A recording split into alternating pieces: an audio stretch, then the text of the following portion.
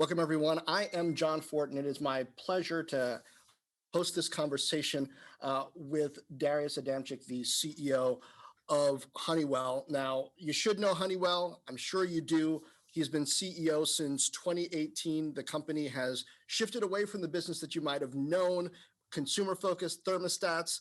It's big now. Check your stock chart. The market cap is in the 145 billion range, focused on industrial across some really great and important segments, including aerospace, buildings, chemical. We're going to talk quantum, all of that.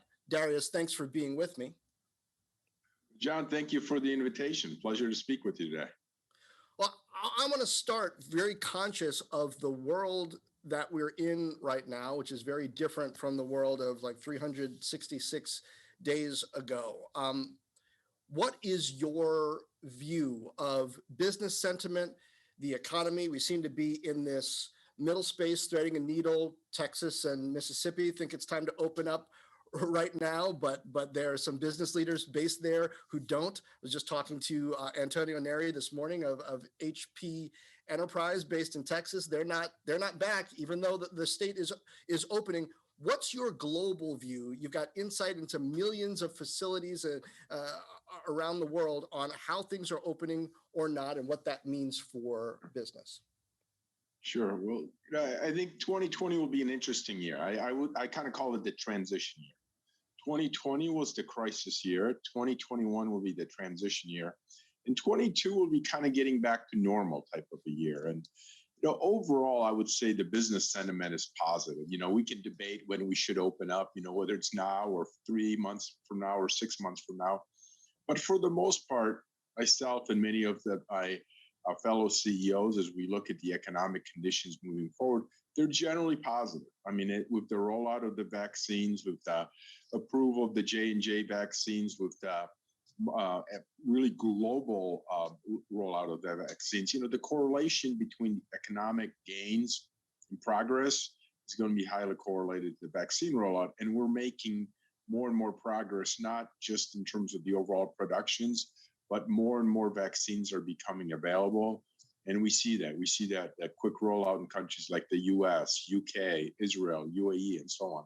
And I think that's very, very encouraging. So I even expect that even the second half of this year will be dramatically better than the first half, and then further take off and pivot for 2022. And, we've kind of switched focus. In 2020, we were very focused on how do we react to this crisis? How do we adjust our cost base? But then also, how do we innovate and bring new solutions to the marketplace? Now, we're worried about very different issues, which is there going to be enough capacity out there to actually, for the surge demand that we anticipate could be coming as soon as second half of this year? So overall, the sentiment is very positive.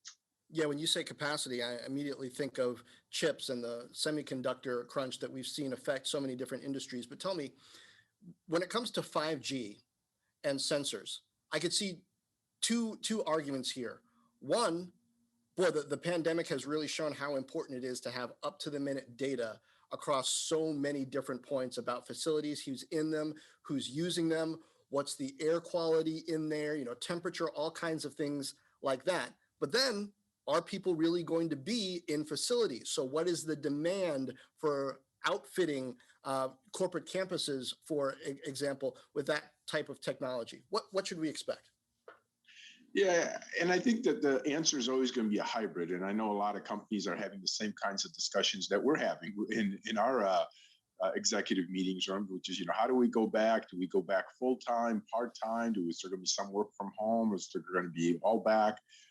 And my guess is, and it's somewhat of an educated guess, is that I don't think that people are going to be purely digital and say, okay, we're purely going to be a work from home environment. I don't know any company that's, well, maybe I know one or two, but not very many are saying we're purely going to go to a work from home environment. And most companies see value in employees being together, in building their networks, in innovating together, debating points together, because it frankly just isn't the same to communicate through a cyber medium like we're doing today. So, and if that's true, then a lot of this connectivity, these sensors, some of our solutions for connected, healthy buildings are going to be important. And whether employees are back 3 days, 2 days, or 4 days, they're going to be back. And I'm of the opinion that when it's safe to do so, and that's an important word, when it's safe, I actually think we need to be back, at least initially, so people can reestablish relationships, so they can get to know each other again, not just on a staring at the screen basis, but also kind of getting to know each other personally again. Let's talk about innovation, because you've been shifting Honeywell in some pretty significant ways through M&A, but also through investment during this period. You had a quantum launch during this period. What was different about that? What surprised you? What skills, perhaps leadership-wise, management-wise, did you have to build within the organization to do that? Yeah, I mean, I think the clear thing that this COVID crisis taught us is the more digital you are, the more digitally oriented you are, both internal to your company as well as to external, the better you're going to weather the storm. And, frankly, within Honeywell, we initiated something called Honeywell Digital, which is really an internal effort to digitize everything that we do in Honeywell. So common data architectures, common processes, common IT infrastructure.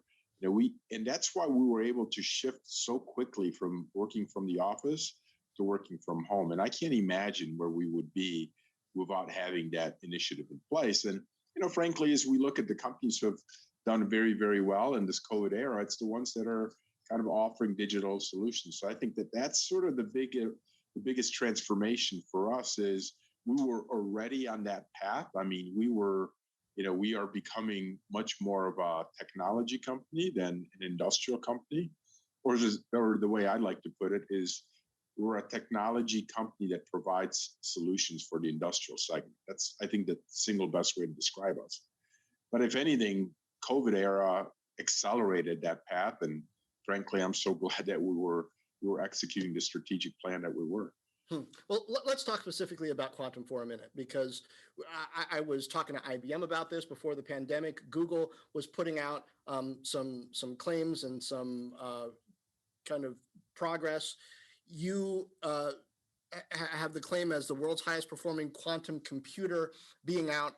Are customers interested in, focused on quantum right now, or is the pressure of what is business even going to look like in 6 weeks clouding some of that? How much of that type of innovation is getting focused, and from what type of customer? No, we're getting a lot of interest for our quantum computing solutions. And I think your point is very fair. I mean, if we reverse the clock about a year ago, and we talk about March, April, and May of 2020, there was probably only one thing on every company's mind, which is how do we get through this crisis? I mean, nothing else matters. Let's just get through the crisis and we'll worry about your quantum computer later.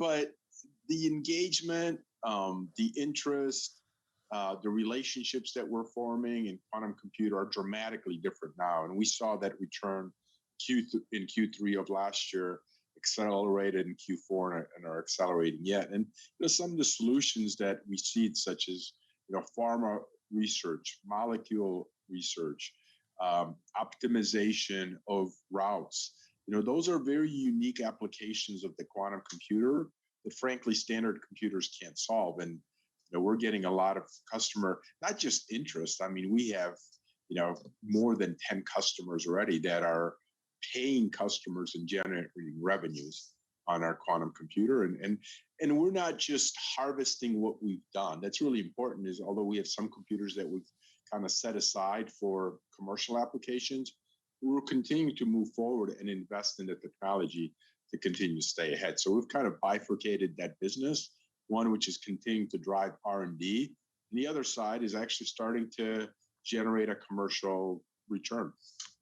Is it too early to know what the business models will look like? Will it be more like high performance computing and this combination of having a vertical stack on the hardware and software side, and then offering a service on the back end, or will you actually be primarily selling quantum computers at any point in the foreseeable future at scale? Yeah, I would say, John, that selling quantum computers in kind of anywhere in the short to midterm is probably unlikely. Given the complexity, given the environment you got to create, given the kind of temperatures you need to have, the control infrastructures, these things are very, very sensitive. So that model, at least in the short to medium term, is probably not likely.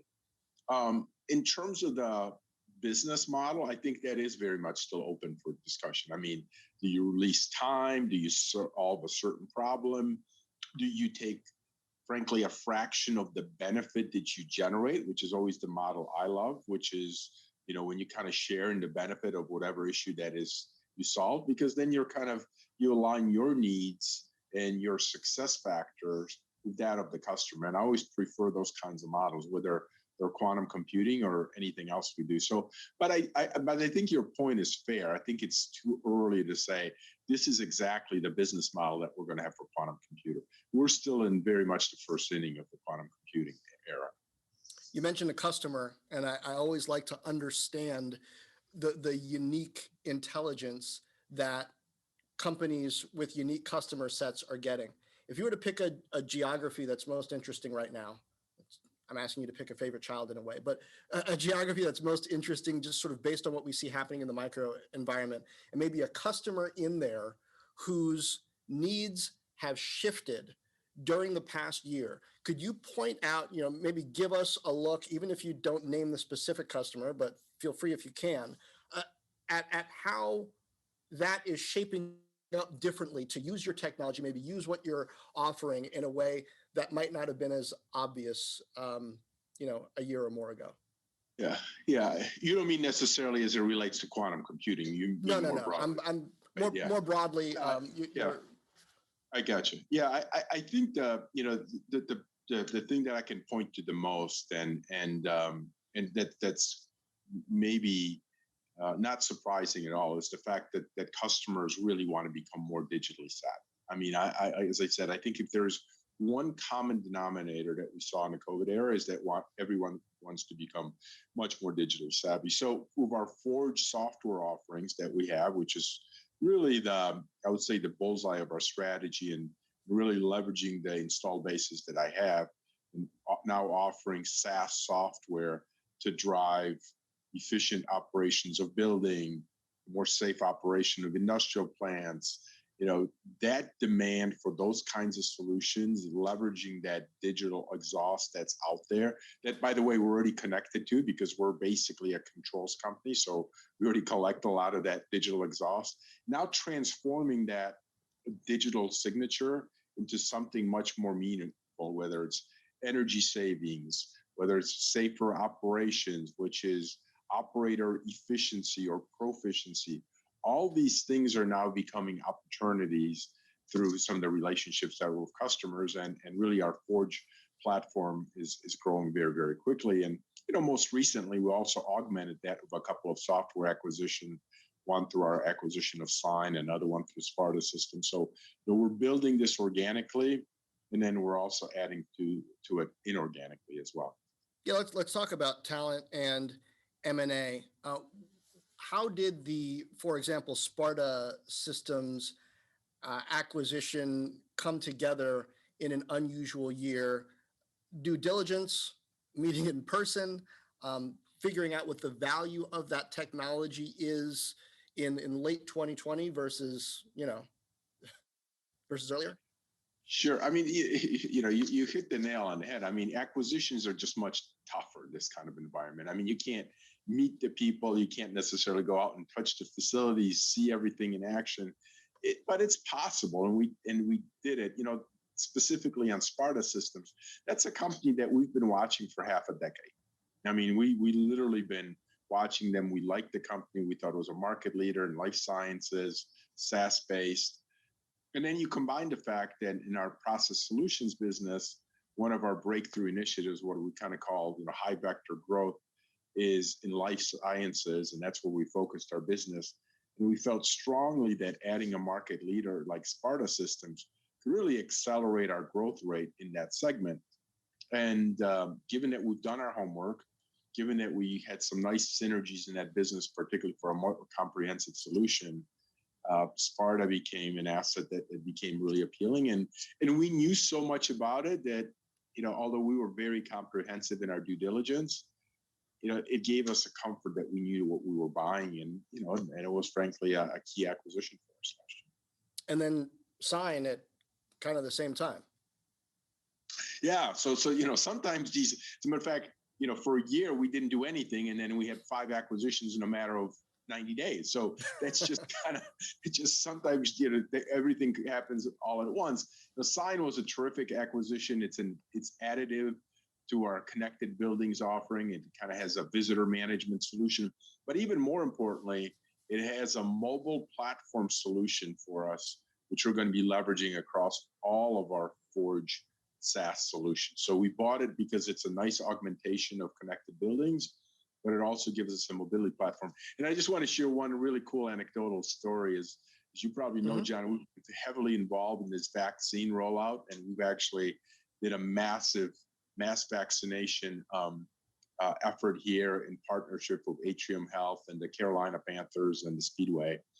And that team from Sign actually developed some software and technology to help process people through the queues much faster. And it went from like 12 minutes of processing a person with all the paperwork to something like less than 15 seconds through use of barcoding technology and software.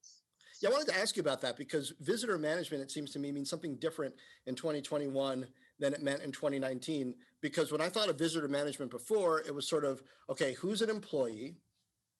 And then who's visiting for various reasons, to interview or a customer or whatnot. And like, how do you categorize those people? But now moving forward, at least for the foreseeable future, you even need to categorize employees, like who should be here, how often, there's all sorts of different ways, what tests have they had or taken, or where have they been in the building? Perhaps have they been close to each other? How much of that played into your analysis of Sign's fundamental technology, or even what you expect customers to be asking for from this type of system going forward? Oh, it absolutely played into it. And your points are spot on. I mean, the level of sophistication that you need to have these days, and everything wants to be touchless, particularly in the post-COVID era, because people are going to have much greater sensitivity to it, is exactly right. I mean,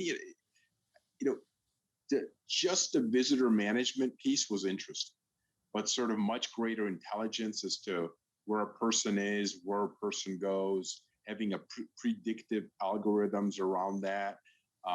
For example, arriving at a torchless elevators, you activate the elevator through your phones and leveraging our mobility devices to do a lot of these things that we used to do through paper or paper badges. All of that is fully digital and fully automated. And John, I got to give you an open invitation. We're in the final stages of finishing our global headquarters here in Charlotte, North Carolina. It should be open in late Q3 this year. And we're going to deploy every one of our digital connected building technologies in that building. And I welcome you for a visit to check it all out. I think it's going to be the most advanced and sophisticated building in the world. So we'd love to have you come visit.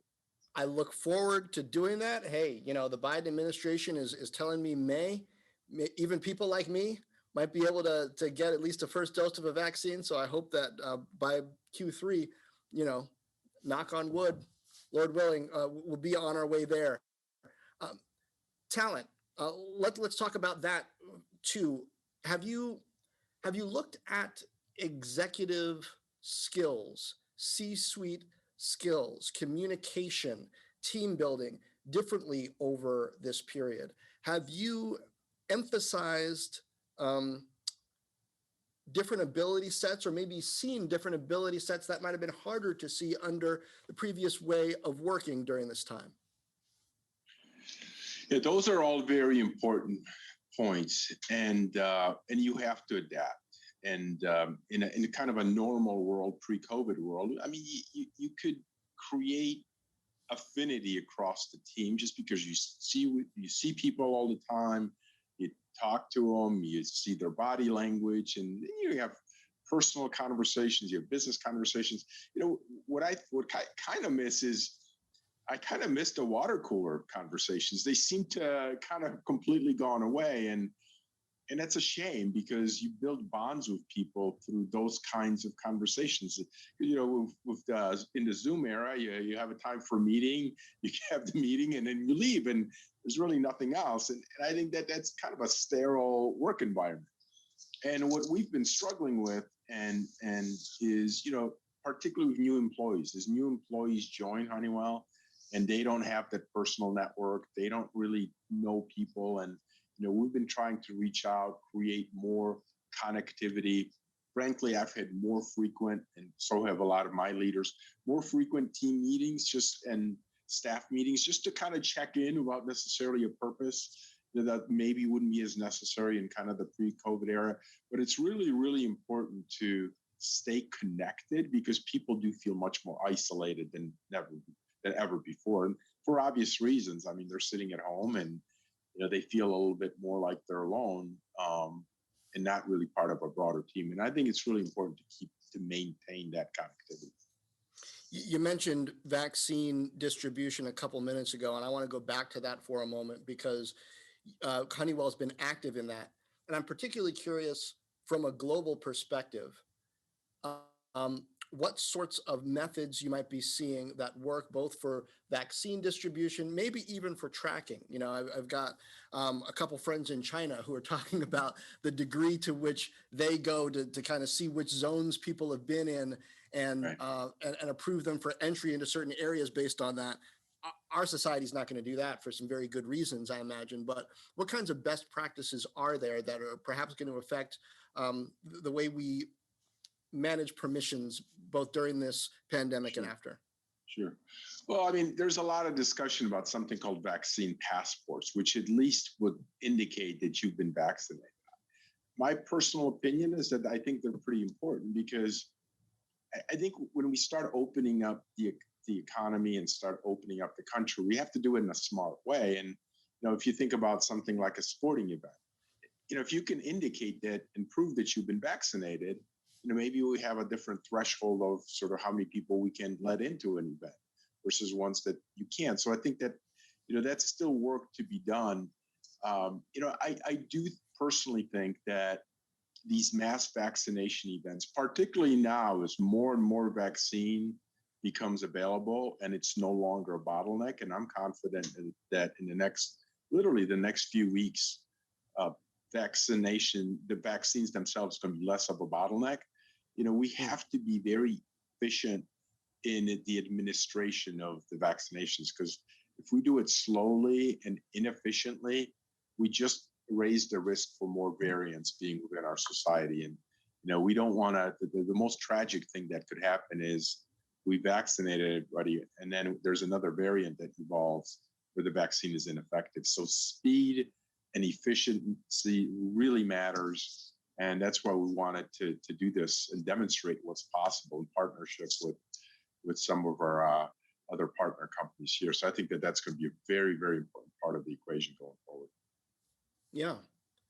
All right. Now, as we begin to wrap things up, tell me where you're most focused growth driver wise for the future of Honeywell.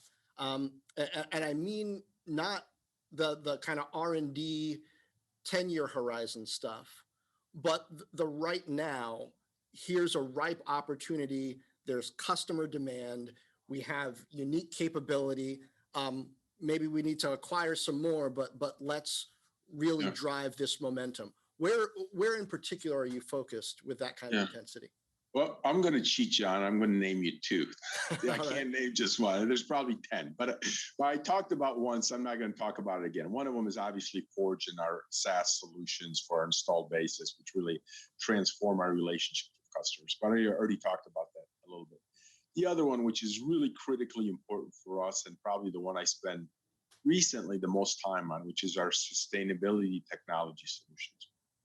Those are really in transitioning from a hydrocarbon intensive energy footprint to one that's based on a sustainable sources of energy. And we have businesses in our portfolio, primarily in our PMT business, that have technologies such as eco-fining, such as energy efficient and economically viable energy storage, We have things like 360-degree plastics recyclability, hydrogen economy, and carbon capture. These technologies, I think, are essential. And frankly, they're relevant now. They're going to become that much more relevant even 3 to 5 years from now. But we're seeing steep demand for these types of solutions as a lot of our, frankly, oil and gas customers begin to transform to kind of the future. And we think that that's a very exciting place to play. We want to be an enablement to have them transition. We're not in the oil and gas business ourselves, but we help a lot of companies and can help a lot of companies transform to where they want to go in the future. We think that's a exceptionally interesting area for us for many years to come. And important to hear that that's not just trendy, it's not political. This is an economic force with real demand behind it over the long term. Darius Adamczyk, CEO of Honeywell. Thank you. This has been great. Thank you, John. It's a pleasure.